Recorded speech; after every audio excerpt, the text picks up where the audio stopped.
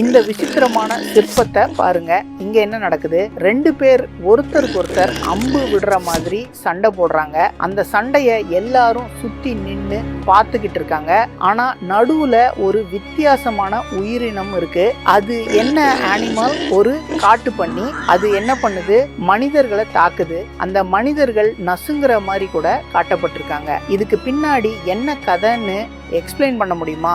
இந்த ஸ்டோரி பழங்கால மகாபாரத நூல்ல மென்ஷன் பண்ணப்பட்டிருக்கு. இந்த ரெண்டு பேர்ல ஒருத்தர் அர்ஜுனன். அவரு ஒரு மாஸ்டர் ஆர்ச்சர். ஆனா காலப்போக்குல என்னை விட பெரிய வில்லாளி யாருமே இல்லைன்னு அவன் ரொம்ப ஆரகண்ட் ஆகிடுறான். அப்ப சிவன் அவனுக்கு ஒரு பாடம் கற்பிக்க முடிவு பண்றாரு. அதனால அவரு ஒரு சாதாரண வேட்டைக்காரன் மாதிரி மாறு வேஷத்துல வராரு.